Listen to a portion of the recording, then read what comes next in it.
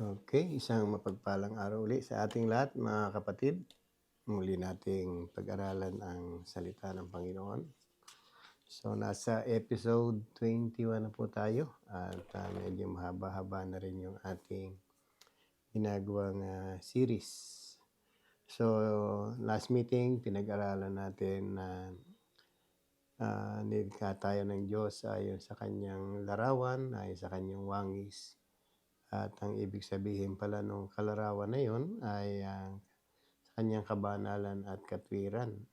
So nakita natin tayo nilikha ng Diyos para gumawa ng mabuti kasi ang Diyos natin ay mabuti. Yung pala yung original design ng Diyos sa atin para gumawa ng mabuti. Subalit tayo ay nalis ng landas at hindi natin nakilala agad ang Panginoon. Kaya tayong lahat ay nakarating doon sa pagkakasala. Pero ganun pa man, ang Diyos ay gumawa ng pagkakataon muli na makabalik tayo sa Kanya dahil sa Kanyang pag-ibig, dahil sa Kanyang kabutihan. Tayo ay muling kinupkup ng Panginoon dahil napakabuti niya sa atin. So, ang pinag-aaralan po natin ay ang pagkalikha ng Diyos sa tao. So, napansin natin na marami na tayong napag-aralan at napatunayan natin na ang Diyos ang lumikha sa atin. Ano pa mang stand ng ibang religious group sa pagkalikha ng tao ay hindi natin sila pinipigilan sa bagay na yan. Pero pinatutunayan ng banal na kasulatan na ang Biblia ang nagsasabi na ang Diyos ang lumikha sa atin. Kaya nga yung pagiging wangis natin ayon sa kalarawan ng Diyos, dapat ay ganun din pala tayo dapat namumuhay. So, another thing na dapat nating malaman kung bakit tayo nilikha ng Diyos, higit sa lahat para magpuri sa Kanya. So, natatandaan natin na tayo lahat ay natutong umawit at lalo higit ay natutong magpuri sa Panginoon dahil sa muling pagkatawag nila sa atin o ng Diyos sa atin. Kaya nga kung tayo ay hindi tinawag ng Panginoon, hindi rin natin magagawa yung pagpupuri sa ating Panginoon. So nalaman lang natin ito nung time na tayo ay namulat sa kanyang salita at pinagtuunan natin ng pansin yung banal na kasulatan na ibinigay niya sa atin upang tayo ay makasunod sa palatuntunan ng ating Panginoon. So nilikha tayo ng Diyos para purihin natin siya. So merong dalawang paraan na kung bakit natin siya mabibigyan ng kapurihan o mapapaglingkuran o sabi nga para sambahin.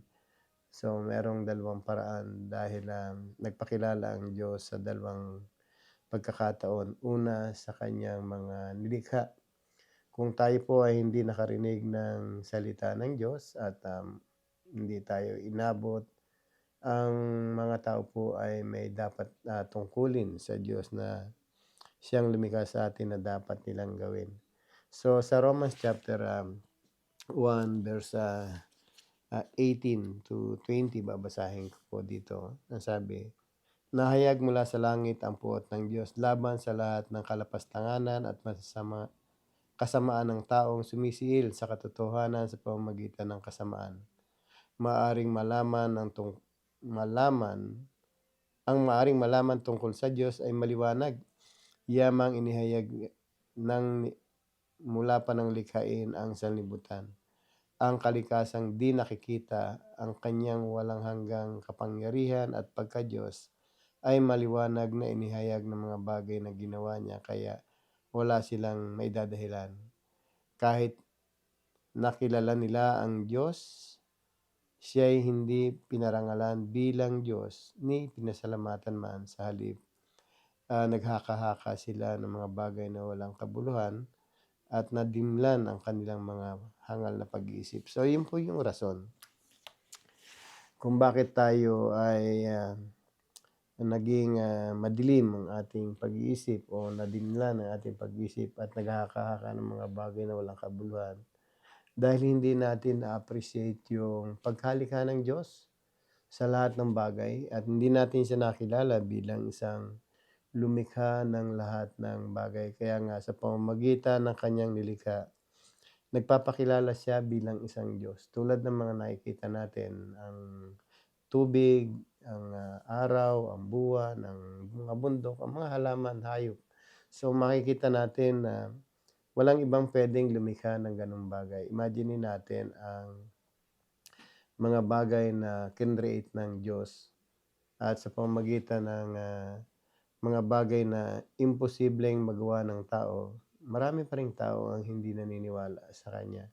Kaya nga yung mga tao na yon na naging kalaban ng katotohanan o hindi naniniwala sa katotohanan, especially sa paglikha ng Diyos sa lahat ng bagay.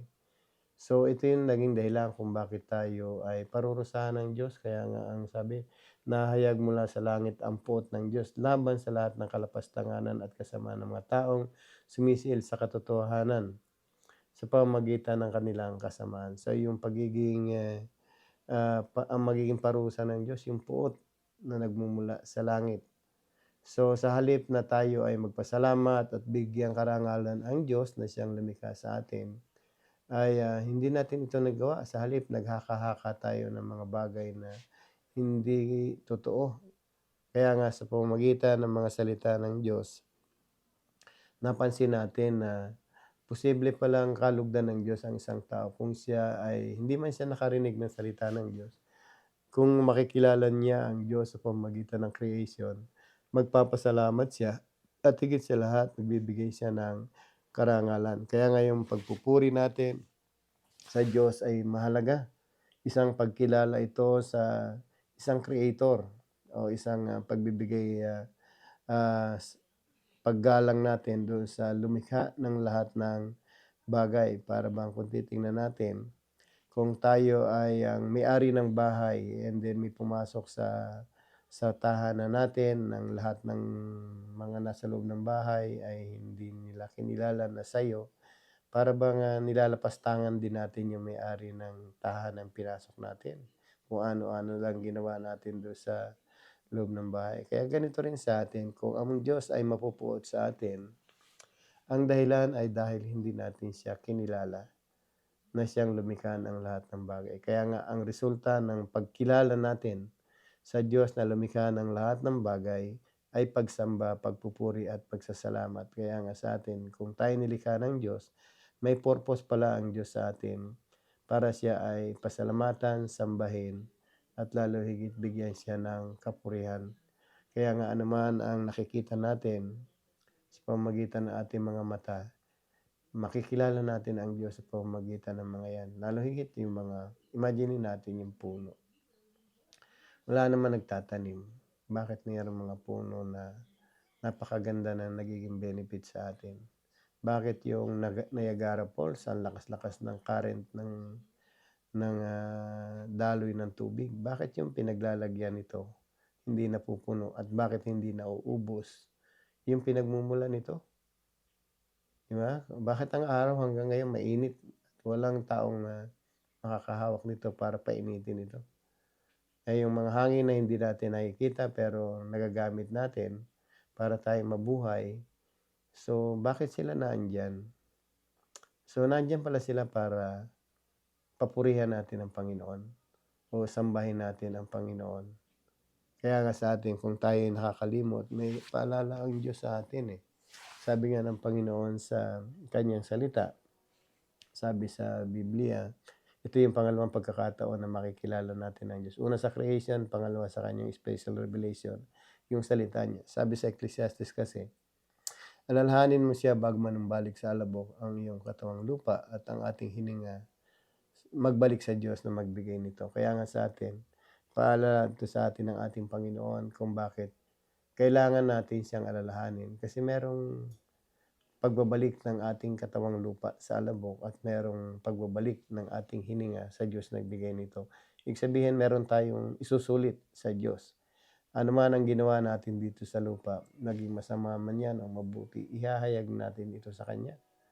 At isusulit, kaya nga sa atin, doon sa mga nilikha ng Diyos, let's say namamasyal tayo sa iba't ibang lugar at nakita natin napakagandang tanawin, minsan hindi po natin naisip na ang Diyos ang lumikha niyan.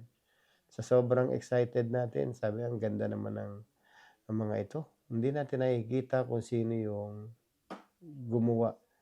Let's say namamasyal tayo sa mga Rockies, sa mga magagandang tanawin.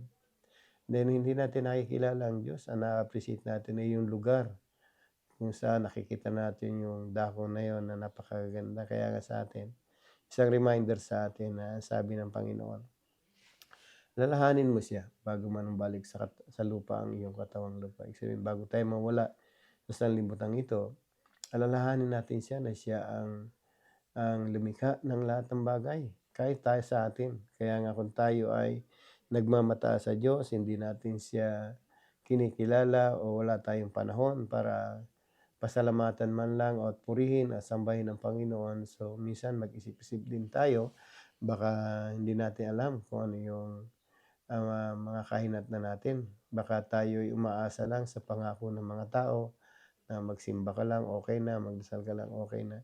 So hindi po gano'n. Merong Biblia na nagbibigay sa atin ng guidance, ng instruction. Paano natin gagawin yung pagkilala natin sa ating Diyos na siyang lumikha sa atin para siya ay sambahin natin at papurihan. Kaya nga kung tayo ay kabilang sa mga nilikha ng Diyos, dapat tayo ay magpuri sa Kanya. So makita natin na yung kaluluwa natin babalik. Yung ating hininga, yung buhay ay babalik sa Diyos na nagbigay nito. At sa pagkalikha niya sa atin, natatandaan natin na hiningahan niya tayo sa ilong. So babawiin niya yan. At babalik ito sa Kanya. At sa pagbabalik niya ng ating kaluluwa sa Diyos na siyang nagbigay nito, ano kaya ang tatanong niya sa atin? Sabi rito sa verse 13 ng Ecclesiastes chapter 12, verse 13 to 14, ang sabi rito, sa kabila ng lahat ng ito, isa lamang ang aking masasabi, matakot ka sa Diyos at sundin ang kanyang mga utos sapagkat ito ang buong katungkulan ng tao. So meron pala tayong katungkulan bilang tao, matakot at sumunod sa Diyos. So tayo ba ay natatakot sa Diyos bilang siya isang Diyos na makapangyarihan, Diyos na mabuti, Diyos na banal? O tayo ba ay hindi natatakot sa Kanya? Instead na hindi lang natin ayaw natin siya, ang iba lumalaban pa sa Kanya. So maraming atheists po ang lumalaban sa Diyos. At minsan tayo din ay nagiging silent atheist. Alam natin na merong Diyos na may iniutos siya and then hindi natin ginagawa. So parang lumalaban na rin po tayo. Kaya nga sabi rito, yung buong katungkulan ng tao ay dalawa lang, matakot at sumunod sa Diyos. Kaya nga tayo, kung meron tayong takot sa Diyos, masusunod natin siya. Pero kung wala tayong takot sa Diyos, obviously hindi natin siya susundin. Kaya nga yung pagkatakot sa Diyos bilang siya ay isang banal, bilang siya ay isang makapangyarihan, o bilang siya isang creator natin. So mahalaga po yun kasi yun ang magtutulak sa atin para kilanlin natin siya at sa pagkilala natin sa Kanya, kaya natin siyang sundin. Lalo higit yung nais niyang mangyari sa Kanya na gusto niya siya ay papupurihan, nais niya siya ay sasambahin. Sabi nga ng Panginoon, huwag kayong magkakaroon ng ibang Diyos maliban sa akin. Di ba? Ay, sapagkat ako ay mapanibuguin o silosong Diyos. Gusto niya, kilanlin natin siya na siya lamang ang nag-create sa atin. Siya lamang ang creator ng lahat ng bagay. Kaya nga, kung tayo ay merong duty at hindi natin ito nagagawa, meaning hindi natin siya inalala bago manumbalik sa lupa ang ating katawang lupa. At higit sa lahat, kung meron tayong ginawa dito sa ibabaw ng lupa, sabi rin sa verse 14 ng Ecclesiastes chapter 12, lahat ng gawin natin, hayag man o lihim, mabuti man o masama, ipagsusulit natin ito sa Kanya. So may reporting day pala, merong panahon na ano man ang ginawa natin dito sa lupa, maging mabuti man yan o masama, maging hayag man o lihim, sa Diyos wala pong lihim, lahat po yan hayag sa Kanya. Isusulit natin ito sa Panginoon. At kapag sinulit natin ito sa Kanya, nakadepende ito kung ano yung pleasure sa iyo ng Diyos. Ikaw ba ay parurusahan dahil ikaw ay kinilala mo siya bilang isang Diyos na creator? Sumunod ka ba sa Kanya? O ikaw ba ay may takot sa Diyos? O hindi ka na lang natakot at hindi ka na rin sumunod sa Kanya dahil hindi mo siya inalala? So ano man yung ginawa natin, sabi nga, mabuti man o masama, hayag man o lihim, isusulit natin sa Kanya. So alam natin na tayong lahat ay nilikha ng Diyos. At alam din natin ngayon na tayo ay nilikha para magpuri sa Kanya. Bakit natin siya pupurihin? Dahil sa Kanyang mga kamangha-manghang gawa, sa Kanyang mga bagay na makapangyarihang gawa ng Kanyang kamay, lalo higit Kanyang pag-ibig sa atin. Bago niya nilikha ang lahat ng bagay, pinrepare muna niya lahat ang kakailanganin natin para tayo ay mabuhay. At higit sa lahat, ang pinakamaganda, ibinigay niya ito sa atin ng libre, walang bayad. So nagkaroon na lang bayad ngayon ang tubig kasi meron mga taong pinagbabayad tayo ng tubig. So meron mga ganyan. Kaya nga sa atin, ang Diyos na hindi natin nakikita ay nagpapakilala na siya ay Diyos na mabuti at higit sa lahat, siya ay Diyos na makapangyarihan. Kaya kung tayo ay hindi natin nagampanan ang tungkulin natin bilang tao na sumunod sa Kanya, isang bagay lamang yung pwede kong sabihin na nangyari sa atin. Hindi natin siya inalala. Kaya nga sa ating pagkakilala sa ating Panginoon, mapapansin natin na siya rin po nagsabi na bakit ba tayo ay hindi na nakakilala sa Kanya? Kasi lahat tayo na nagsilihis ng landas. Hindi niya na tayo natagpo ang matuwid sa Kanyang harapan. At sabi nga doon sa Romans chapter 3, verse 10 hanggang 12, ang sabi rito, ayon sa nasusulat, walang matuwid, wala kahit isa. Walang nakakaunawa, walang humahanap sa Diyos. Ang lahat ay nagsilihis ng landas at nagpakasama. Walang gumagawa ng mabuti, wala kahit isa. So, yun yung nangyari sa atin. Lahat tayo nagsilihis ng landas kung paano tayo kinreate ni God para gumawa ng mabuti. Subalit, hindi natin ito ginawa dahil hindi natin siya kinilala, hindi natin siya inalala. So, anong nangyari sa atin? Nagsilihis tayo ng landas lahat. And then, nasabi, walang humahanap sa Kanya. Kung konti po naghahanap sa Kanya actually. At kadalasan, yung mga taong humahanap sa Kanya, yung may mga sakit na lang. Yung meron mga problemang matindi. Pero kadalasan po, wala na pong humahanap sa Kanya.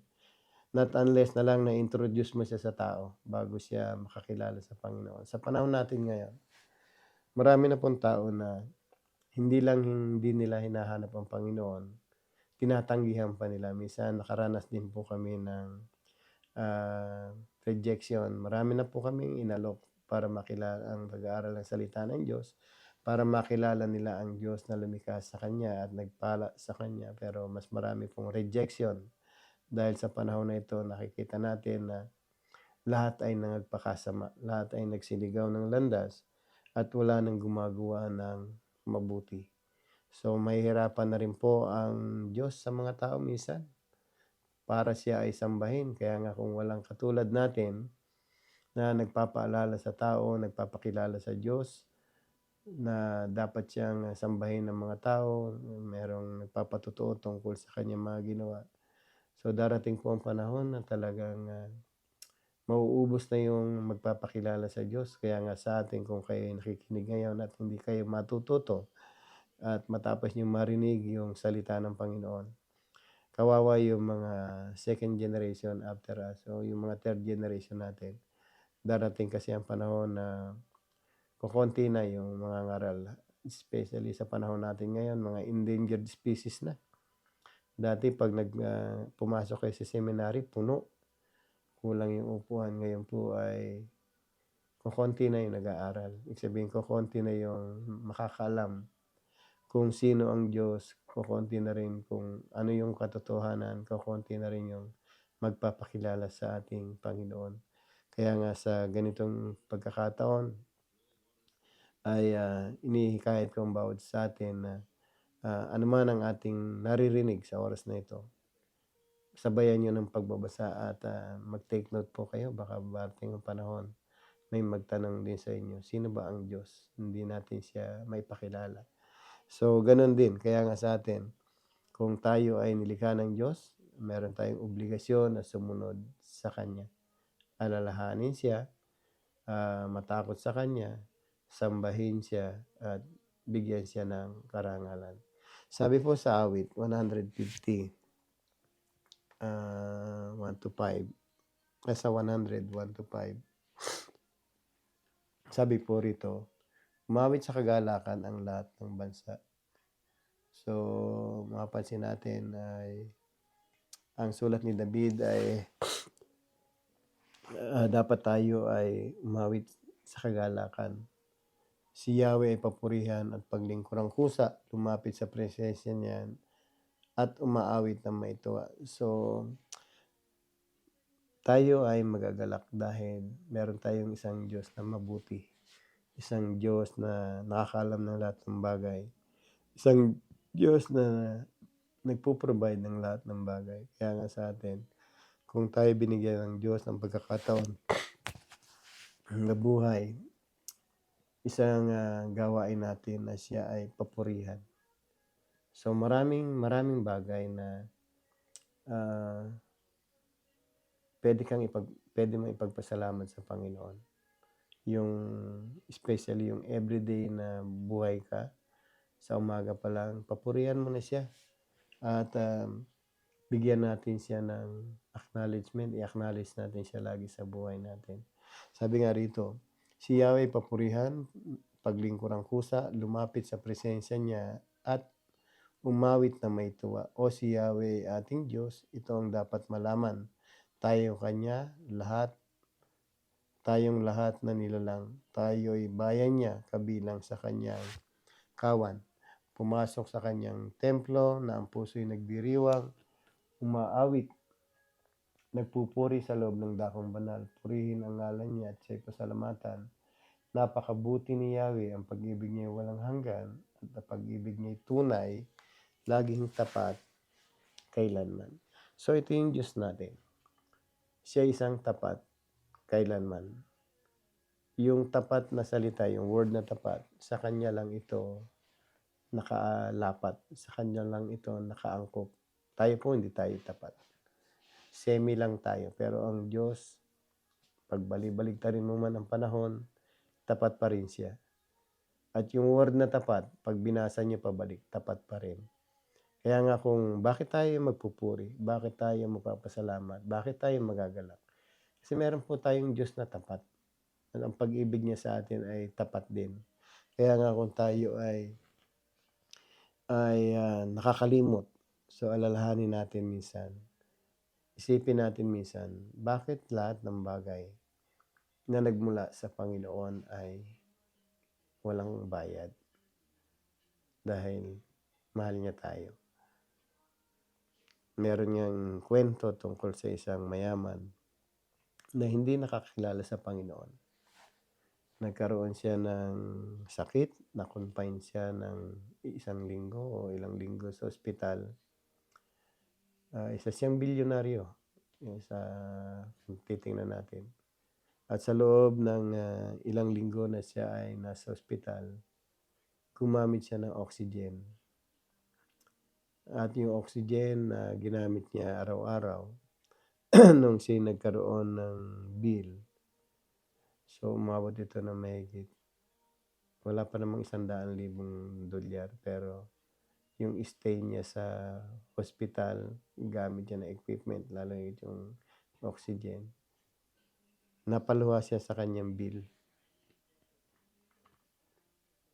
Dahil hindi sa mahal nung kanyang binayaran, kasi baliwala sa kanya yun, kasi bilyonaryo nga siya.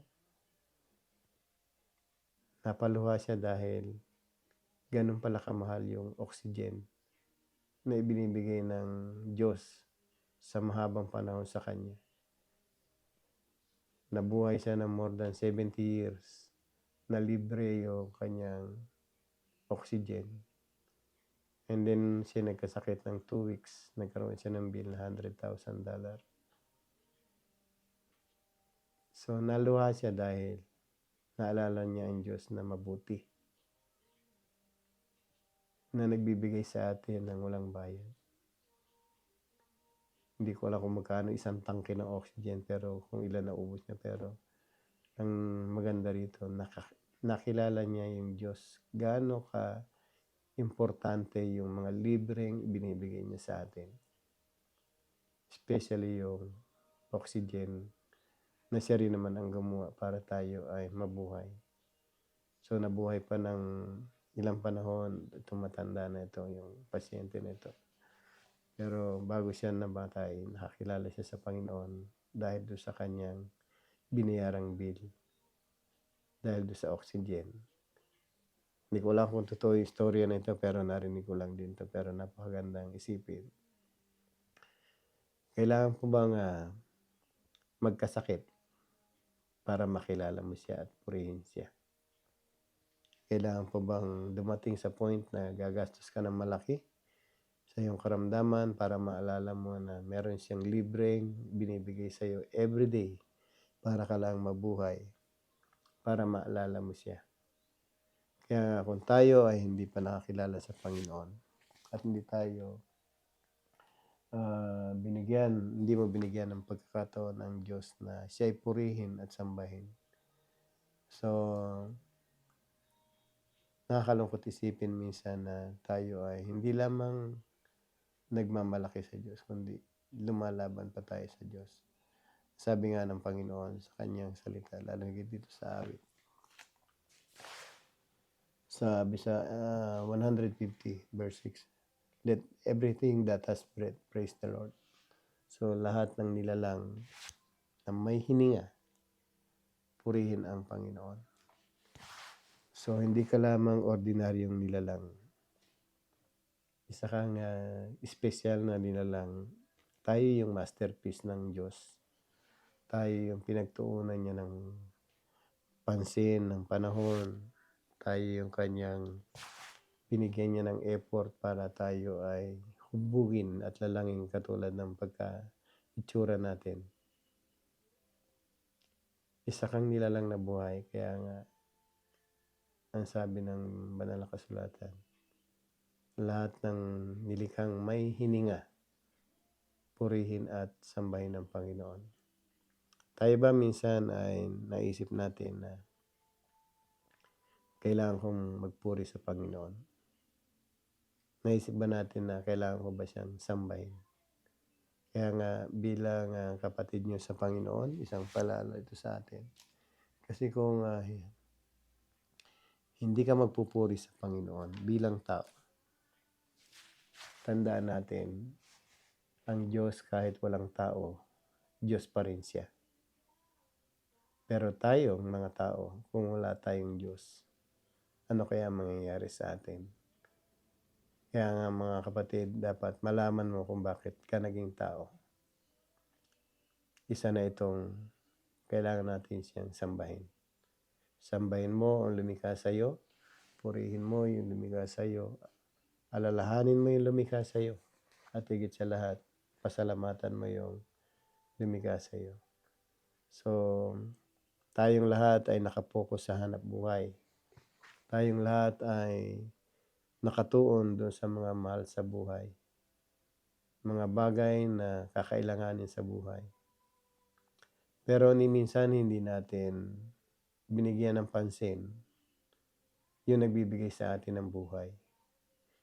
Kaya mga kapatid, dito sa maiksing video na ito, ini-encourage ko kayo na alalahanin niyo ang Diyos na lumikha sa inyo. Kasi ang isang parurusahan ng Panginoon, yung hindi kumilala sa Kanya. Kilanlin niyo siya bilang isang creator. Kasi tayong lahat, minsan nagpupuri din tayo Pero hindi sa tunay na Diyos, sa mga Diyos-Diyusan. Kaya nga, nakakalungkot isipin na naligaw tayo, nalihis ang landas natin. Kaya nga, ang Diyos ay nagbigay sa atin ng banal na kasulatan para makilala natin siya at malaman natin kung ano yung mga bagay na nais ipaalam ng Diyos sa atin. So, mag-aral po tayo lagi at higit sa lahat ay bigyan natin ng panahon. Yun ang Diyos na nagbibigay sa atin. Kung hindi nyo kayang sambahin ang Diyos sa mga bagay na nakikita nyo, kung hindi nyo kayang sambahin ang Panginoon na lumikha sa atin dahil sa sobrang busy natin.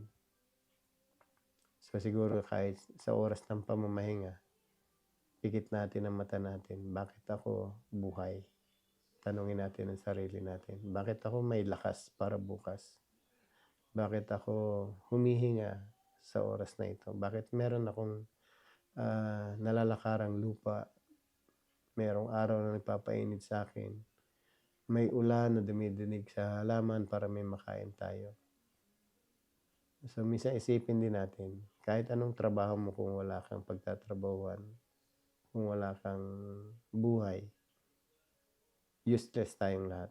Kaya nga sa atin, isang paalala sa atin, mga kapatid, tayo ay nilikha ng Diyos ayon sa kanyang wangis, ayon sa kanyang larawan, para kinalin natin siya, maalala natin siya, sambahin natin siya, at papurihan natin siya. Kaya nga tayo, kung bakit tayo nasa church every Sunday, para purihin natin at sambahin. Sabi nga dito sa awit, pumasok sa kanyang templo na may galak, maawit, upang siya'y papurihan. So, yung templo na tinatawag dito, ito yung bahay-sambahan. Kung bakit dito merong pagtitipon para sabay-sabay po tayong magpuri sa ating Panginoon. Siya ay pasalamatan, siya ay lalahanin, siya ay bigyan ng karangalan, at higit sa lahat, siya ay sambahin. Kaya nga mga kapatid, hanggang sa muli, isang paalala lang sa atin na baka tayo nakakalimot. So magnilay-nilay tayong konti at sa pamagitan ng video na ito. So pwede po kayong magtanong, pwede kayong mag-comment. At kung merong bagay tayong gusto pang matutunan kung bakit tayo nilikha ng Diyos. So sa susunod, pag nabasa ko yung mga question natin, sagutin po natin. So muli sa ating pagkita-kita, pagpalain po kayo ng Panginoon at sa munting video na ito ay sana'y nakatulong ito sa inyo para makilala natin ang Diyos na dapat nating sambahin. God bless everyone and see you again next week.